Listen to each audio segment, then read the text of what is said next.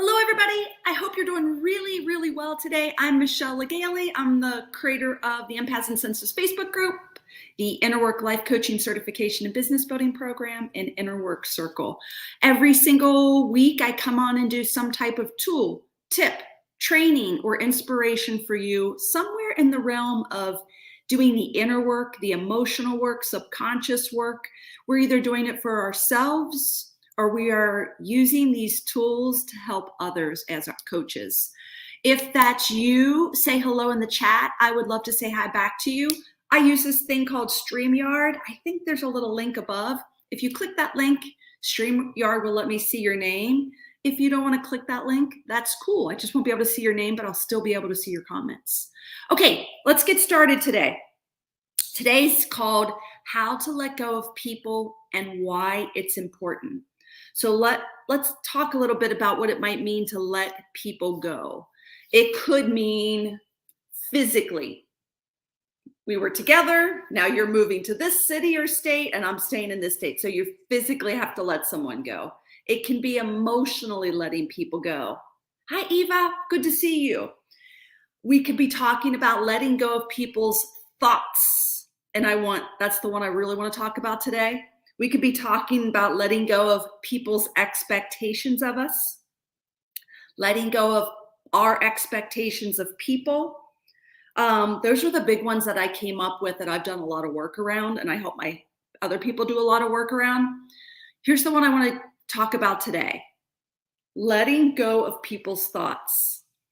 I think it is the number one unconscious thing we do, or holding on to people's thoughts is the number one unconscious thing we do. And I want to train me and you and everyone else who's willing to learn how to let it go. So think about, it's so prevalent in our society to be concerned with other people's thoughts about us, especially. So if you can, do me a favor and just close your eyes. And maybe you in front of you, I'm making this up as I go along. I wasn't exactly sure how I was going to do this, but let's try this. How do we do this? Okay.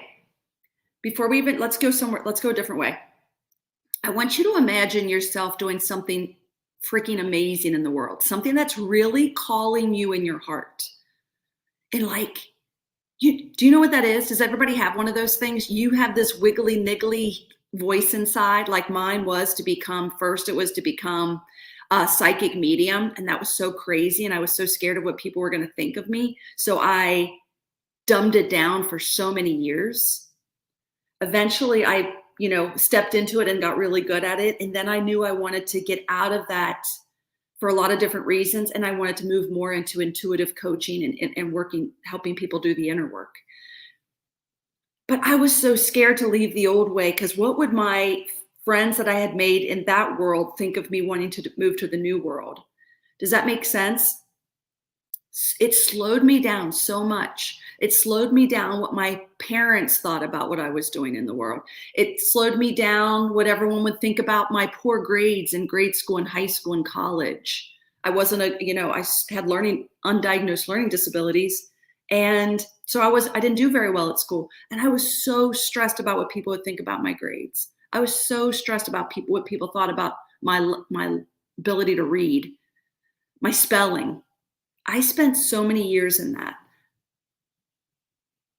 In fact, it's the other day, I'm going off the rails, I know. The other day, and I've been working on this so much in my life, and it is the path to freedom, to let go of what people think. I'll start here. Here's the frame that I use to help me work on this. I imagine, this is so weird, but it works.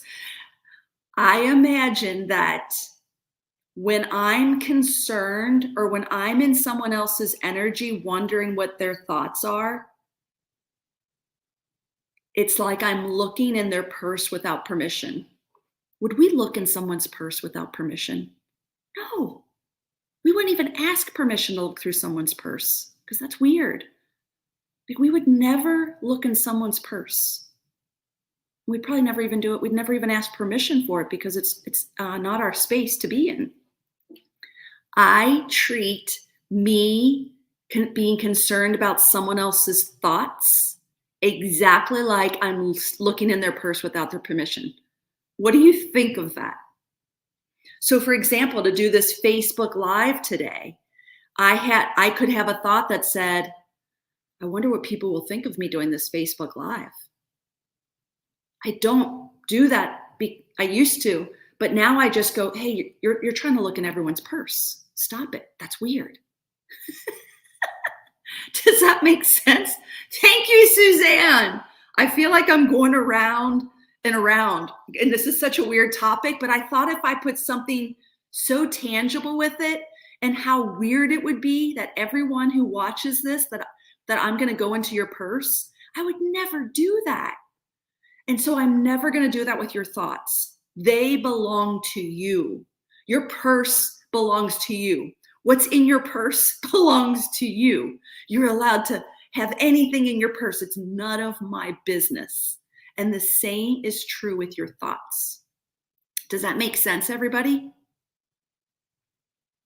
It is the most freeing thing I can share with you, is that people's thoughts is their purse. And we don't have permission to go in there. So I'm going to try to do this in another way and frame it another way, and I could go off the rails here. Can you imagine me trying to act a certain way based on what I think is in your purse? Can you imagine that I'm trying to manage myself and say certain things and act certain ways based on what I think is in your purse? Is that weird? It's so weird. Okay, so I hope that's helpful. I see a question. What about when you intuitively feel someone is being dishonest? Can you give me more information about that? But while you're doing that, I'm going to just tap in and see what I get. What do we do when we intuitively feel someone is being dishonest? Okay, here's what I do. I'm just off the cuff telling you how I am now in my life.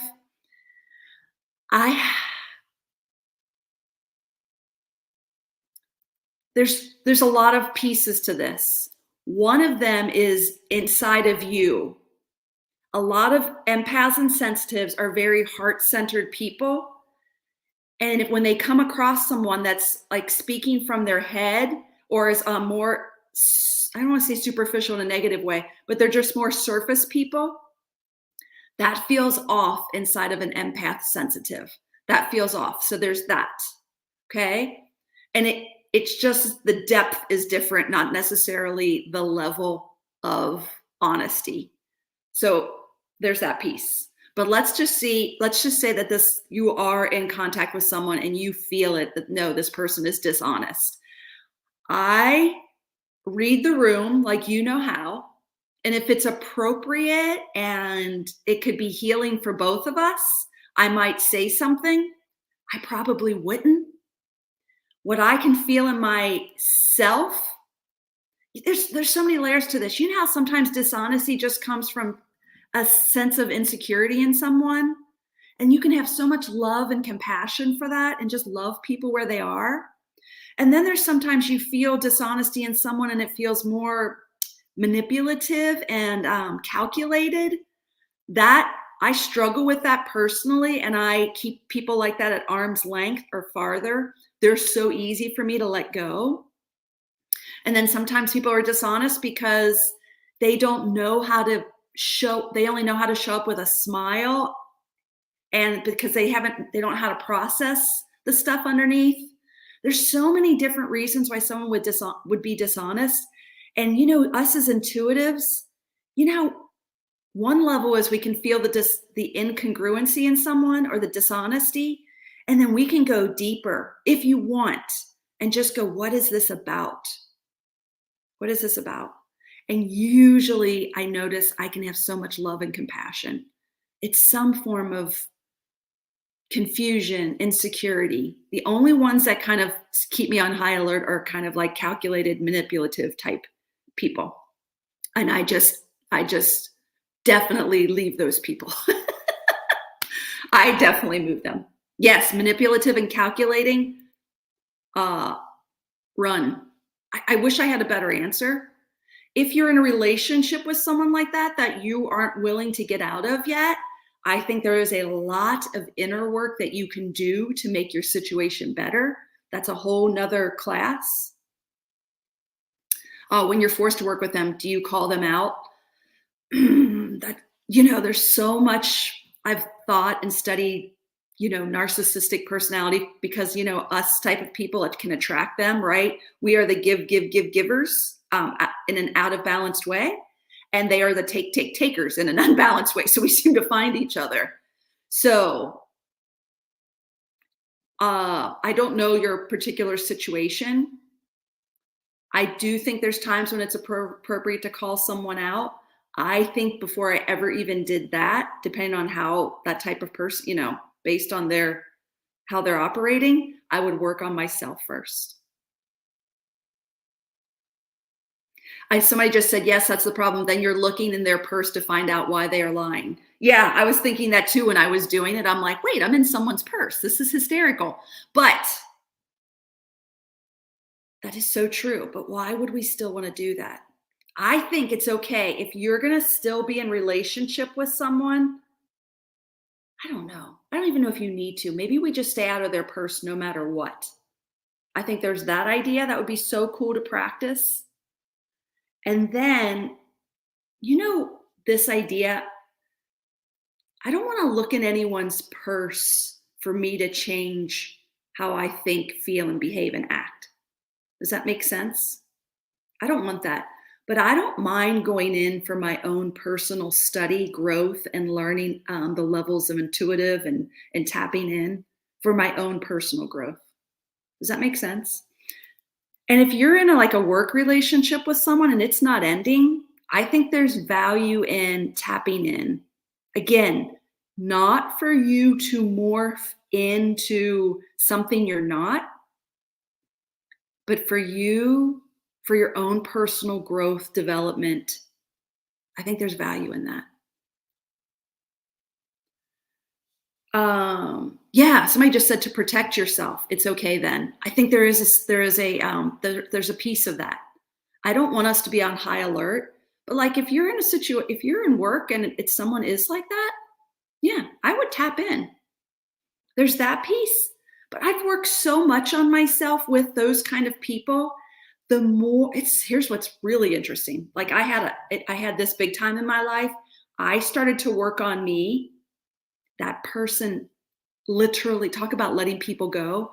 That person removed themselves from my life. I literally wasn't the right fit for them anymore. I had changed me. I healed myself from the dance I was dancing with the taker. That was all inner work. I never confronted them. I never did any of that. And they disappeared out of my life. And it was very dramatic. And there was a lot of people's opinions about that breakup. But this is when we want to stay out of everyone's purse and stay true to ourselves. The outer world is a reflection of the inner world. That's it. That's it. Okay, last thing I want to share with you. I think this is my mindset now, and I've developed throughout the years, and I'm at it. This is the latest I'm at with this idea about letting people's thoughts go, get out of their purse kind of thing. My latest mantra is, I'm going to love people no matter what. I'm going to love people no matter what. I want you to try it on for size. It has done so much for me to say, I don't know, I'm just going to love people no matter what. It has kept me kept the narcissist away. I don't care what people think because I'm just going to love them no matter what they think. So I'm not even concerned with what they think. I'm not even allowed in their purse. It doesn't matter. I'm going to love people no matter what they think. I'm going to love people no matter what they think of me. What do you think of that mantra? Would you be willing to try it on for size for a day, a week? You got to remember to say it. I use Post-it notes. I have voice memos, and I try on these new thoughts and kind of Just like we just said, the outer world is a reflection of the inner world. Once I really started to embody, I'm going to love people no matter what they think of me, it freed me. Like if people go like this, I was like, I love you. If they did this, I was like, I love you. If they did this and this and this, whatever they did, I was like, I love you. I love you. You're allowed to think whatever you want. You're allowed to feel whatever you want, just like I am too. Okay, try that on for size. I hope that's helpful. I will see you next week. If you have any comments, questions, please feel free to put them in the comments below, and I will be sure to answer you. Okay, everybody. Oh, I have one more thing. I'm not prepared to even talk about this. I have Inner Work Circle. It is my month-to-month membership where we do the inner work, kind of like what we're doing today. We do the inner work. If the outer world's a reflection of the inner world, then Inner Work Circle is us going on the inside, noticing how we're thinking, feeling, our behaviors. If we're happy with them, great. If we have circumstances we're not happy with in our lives, we go to the inside and we work and process. And then we go back out into the world and we see the changes. I am such a believer in this work. Inner Work Circle, you can try it for $7 for the month. If you like it and you want to stay, it's $47 every month after that. You can cancel anytime. I think the deadline to sign up is today for Inner Work Circle. At least I haven't been on the work calendar yet, but I believe it's today. So I'm going to put the link. I'll drop the link in the comments. If you want to try it, you're welcome to. After today, I think we close the $7 trial, and then you can just join if you want to for $47. That's where we're at with it right now. If you want to try it with us, we meet every Wednesday around noon. I'm there doing the inner work with people, and then we do some intuitive work after that. Okay, thank you so much. Have a great day, everybody. Bye.